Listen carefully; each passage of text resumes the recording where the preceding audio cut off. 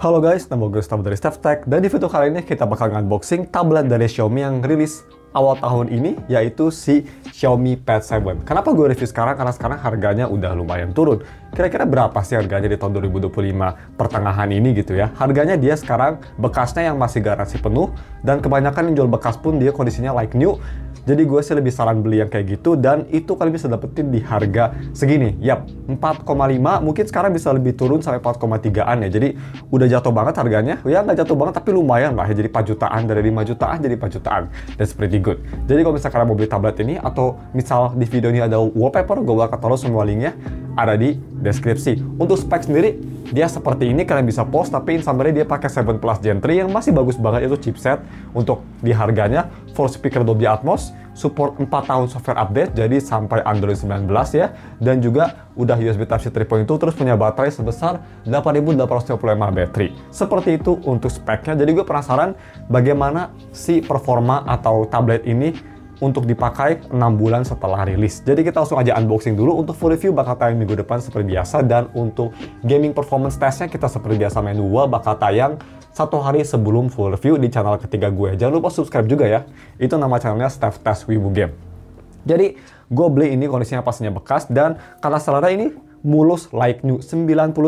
Walaupun memang boxnya agak dekil ya. Dekil tuh apa tuh bahasa Indonesianya? Agak kotor. Tapi kita lihat aja. Nah, ini si tabletnya sendiri, nice.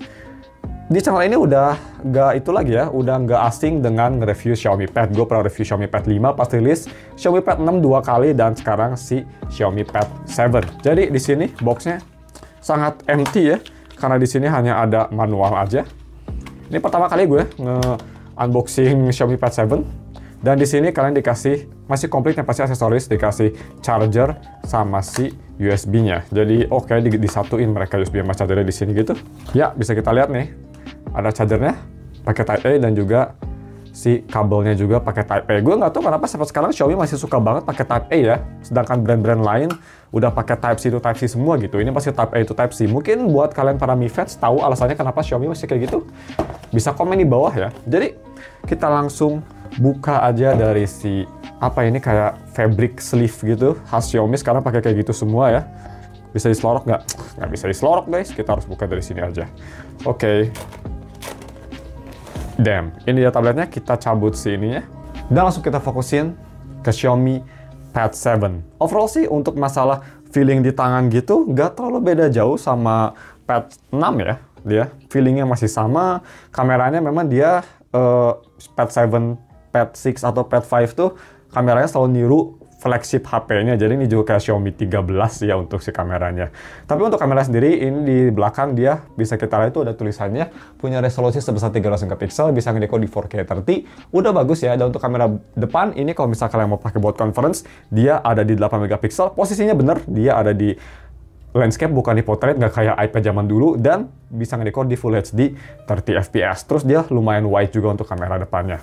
Feeling pertama, ini kondisinya memang pretty much flawless. Gue nggak ngelihat ada scratch sama sekali atau ada dent bekas jatuh. Super smooth, super mulus banget kayak like new, jadi sangat akurat. Kita langsung nyalain, dan gue mau setup dulu bentar, nanti kita bakal balik lagi gimana untuk si feeling speakernya, UI-nya, karena ya kalian tau lah gue dengan HyperOS koneksinya atau relationship-nya bagaimana, dan yang lain-lain juga seperti layar, sensitivitas, dan kamera juga yang pastinya. Untuk gaming seperti biasa gue bakal tes nanti ya, minggu depan, 1 hari sebelum video reviewnya rilis. I'll be back soon.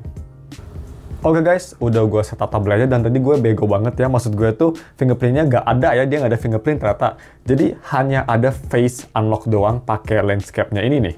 Jadi kita tes aja ya, kalau misalnya kita pakainya portrait gini, apakah masih bisa? Langsung aja kita tes. 1, 2, 3.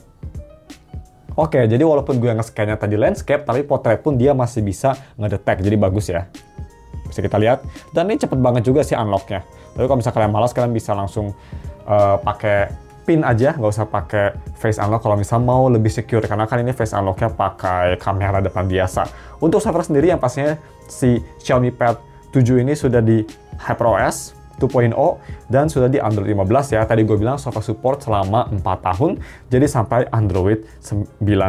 Untuk AI service, mumpung kita lagi di setting, di sini AI service sendiri ada AI summary, AI gallery, terus ada ini nih transcription atau transcribe, AI subtitle, AI interpreter, dan yang pastinya favorit gue, circle to search yang pastinya ada di HP ini juga ya, bukan HP tablet ini maksud gue, so that's cool. Oke, next kita bahas untuk masalah typingnya dulu. Jadi typingnya ini responsif, nggak ada masalah. Yang pastinya tablet nggak ada haptic, wajar banget. Dan tadi gue syarat-syarat navigasi gitu ya untuk performance UI-nya sendiri. HyperOS memang gue sih lebih suka HyperOS di tablet daripada di HP, padahal sama aja ya, nggak tahu kenapa. Tapi ya kerasanya lebih acceptable lah kalau di tablet. Mungkin gara-gara lebih besar gitu, I don't know. Tapi performanya cukup oke, cukup smooth pas installing. Ini memang pakai chipset Snapdragon 7 Plus Gen 3, bukan chipset flagship. Jadi kadang-kadang pas tadi gue lagi banyak banget aplikasi diinstal, login sambil dengerin lagu juga di YouTube musik ya. Tabletnya memang kerasa jadi panas arah anget arah panas, sorry maksud gue. Jadi arah-arah ke panas gitu. Dan dia tuh panasnya dia banyak di daerah sini nih. Daerah tengah sini. Banyak di daerah situ. Jadi panasnya lumayan muncul dan kerasa memang kalau lagi kalian intensif banget ya, kerasa ada sedikit termotoring, sedikit stutter. Tapi itu sih wajar untuk tablet harga segini dan pakai chipset segini. Overall udah di atas rata-rata lah performanya dia. Kalau misal lagi day to day aja, misalnya kita lagi kayak buka aplikasi, misal buka YouTube gitu ya, ini smooth banget, kencang juga, nggak ada masalah. Multitasking juga bisa kita lihat masih kencang. Itu kalau misal bener-bener heavy usage banget. UFS-nya dipakai installing, multitaskingnya dipakai, siramnya, login, dengerin lagu, chipsetnya juga dipakai. Itu memang jadi kerasa anget panas, tapi masih bagus banget. Next kita bahas untuk si kualitas layarnya. Sejauh ini sih dibanding sama Xiaomi Pad 6 kemarin, gue nggak ngeliat ada beda yang signifikan ya. Kerasanya kayak sama aja sih. Refresh rate 144Hz sama 120 yang pastinya nggak bakal kerasa sama sekali ya. Cuma beda dikit banget, coba beda 24Hz mah nggak bakal kerasa. Tapi ya, overall, ini layarnya bagus, kualitasnya bisa kita lihat nih. Si Yuno bagus banget ya, walaupun di IPS LCD bisa sampai 800 nits. Dan ini masih vibrant juga gambarnya ya. Kalau misalnya kita ke galeri ya, kita lihat gambar, lumayan vibrant gitu, warnanya vibrant, pop off, dan buat nontonnya pastinya bakal nyaman banget di tablet ini. Oke, ini bukan iPad, nggak bisa digituin, lupa, kebiasaan. Di Xiaomi Pad 7 juga ini ada namanya workstation ya, kalau misalnya kita akses dari si control center nih, workstation, dia pretty much bakal ngerubah si Xiaomi Pad 7 HyperOS 2.0-nya jadi lebih ke arah PC. Yang ngingetin gue sama itu, apa sih namanya? Samsung DeX ya, kayak Samsung DeX. Misalnya kita buka YouTube gitu, dia bakal dibuka di floating windows kayak gini gitu. Bisa kita lihat. Ini menurut gue sih handy kalau misal kalian nge-pair Xiaomi Pad 7 sama tablet, bukan tablet, sama keyboard atau pen ya. Terutama sama keyboard mouse gitu, yang pastinya ini bakal lebih handy. Bisa kita lihat ada titik 3, ngingetin kita sama Apple banget. Bisa di full screenin juga kalau ingin. Bisa dikecilin lagi. Cuma memang ini nggak sejauh bagus Samsung DeX, yang pasti ini nowhere near Samsung DeX ya. Ini kayak versi lumpuhnya Samsung DeX, karena kalau misal kita mau di move gini, dia nggak bisa move secara bebas gitu. Jadi bisa kita tuh, dia nggak snap balik lagi gitu. Kalau misal kita nge-launch juga ya, misal kita quit ini, kita launch, dia bakal langsung nge-snap. Launch, dia bakal langsung gini. Bisa ditimpa-timpa kayak gini, tapi sayangnya nggak bisa di freely move kadang-kadang. Sekarang jadi bisa. Kenapa tadi nggak mau? Apa lebih dari 3 baru, harus lebih dari 3? Oke, sekarang mau. Tadi kenapa nggak mau, guys? I don't know, mungkin kalian tahu, mungkin freedom-nya udah hilang. Tapi ya tadi gue mau bilang ini nggak bisa free, ternyata bisa free juga ya. Cuma ini gue kurang tahu cara bisa di-resize nggak sih ini? Si window-nya, kalau misal bisa, mungkin bisa komen di bawah, gue kurang tahu ya. Tapi ya lumayan oke sih untuk ada fitur kayak gini ya dari HyperOS. Memang belum sebagus DeX, tapi udah handy lah. Jadi buat kalian yang suka banyak kerja, buka banyak tab gitu ya, buka YouTube, buka ini, buka browser juga, misal kalian buka Chrome, buka YouTube musik, pengen lihat message juga bisa. Tapi sayangnya maksimal tadi bisa kita lihat hanya bisa 5-4 aplikasi aja, nggak bisa lebih dari itu. Kalau misalnya kita buka YouTube, 1 menghilang. Buka Chrome atau buka Note, 1 menghilang gitu ya. Jadi maksimal 4 aplikasi aja. Bisa kita lihat seperti itu. Oke, kita bisa close dan kita bisa ngeduplikat juga ya, bisa kita lihat tuh. Jadi ada 2. Kalau misalnya mau aplikasi yang sama.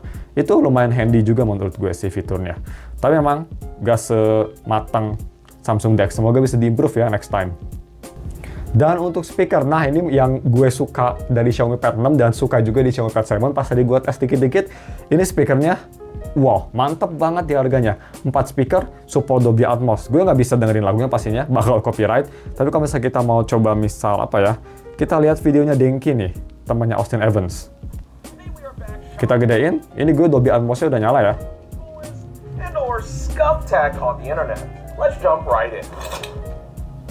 Kita skip. 168 games. I love this. Right size for a small. Suaranya keras banget, clear. Memang lebih ke warm, jadi suara vokal agak sedikit terlalu bassy untuk kesukaan gue, tapi masih bagus. Yang artinya kalau bassy gitu dia nggak ada distorsi, jadi oke. Soundstage-nya oke, first impresi. Cuma yang gue rasa memang mid-range ya, instrumen gitu kayak back sound, kerasa mendelep banget, tapi is oke lah. Overall ini masih enak, apalagi imersif banget kalau bisa nonton film, karena soundstage-nya gede banget ini. Soundstage-nya gede banget karena memang dia 4-way speaker-nya.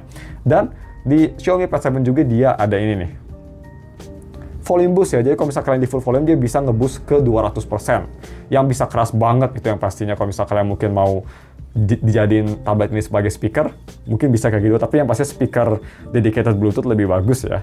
Anyway, kita tutup aja videonya sama something silly, yaitu kamera quality. Kita tes aja bagaimana ya, gue penasaran nih. Ini main kamera guys.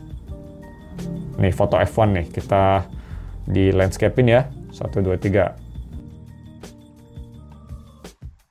No, dan ini coba gue foto deket banget. Dan buat penasaran, buat orang-orang aneh yang pengen selfie, seperti ini. Tapi bisa kita lihat itu wide banget ya, selfie-nya bagus. Karena untuk misal nge-zoom gitu, yang pastinya sangat berguna banget. Dan kalau misal lagi nyala, ini di kamera dia ada LED notifikasi juga. Ini kalau nggak salah di Xiaomi Pad 6 nggak ada ya, jadi pretty nice. Next, kita tes untuk video sendiri. Nah, video dia bisa 4K kan? Kita tes bagaimana seunik apa 4K di sini. Langsung aja kita tes. Nah, jadi ini dia video recording pakai Xiaomi Pad 7 4K 30. Buat orang-orang yang pengen nge-record pakai Pad 7, kayak gini kualitasnya. Pucat ya, tapi ya masih oke sih. At least detailnya ada karena ini 4K. Autofokusnya juga not bad. Dan kalau bisa kita lihat ke sini, yap, noise-nya banyak tapi it's fine. Bisa nge-zoom nih, bam, ultra zoom, maksimal sampai 6 kali. Cuma emang balikinnya agak ribet. There you go. Kalian bisa nge-pause juga videonya dan bisa di-play lagi. So ya, kita balik aja ke S24 Ultra. Ya seperti itu kualitas kameranya. Untuk harga 4 juta sih cukup oke menurut gue. Terutama tadi untuk conference call gitu ya. Dia kamera depannya wide, sudah seperti good. Tapi yang gue penasaran ya pastinya gamingnya. Nanti kita bakal tes minggu depan, stay tune. First impression sih di harga 4 jutaan ini nggak ada bonus pen atau keyboardnya, hanya tablet aja. Menurut gue bagus banget loh. Chipsetnya kenceng, speakernya bagus, layarnya bagus banget juga. Build quality premium, kamera juga usable. Ini the best tablet harga 4 jutaan kayaknya menurut gue. Apalagi dibanding sama Pad 7 Pro yang jauh lebih mahal ya. Ini menurut gue price to performance-nya lebih dapat gitu. Tapi ya, itu bakal gue simpen konklusinya di minggu depan. Sekarang segini aja videonya, udah kelamaan. Thank you for watching. Kalau misalnya ada pertanyaan bisa komen di bawah. We'll see you next week. Bye.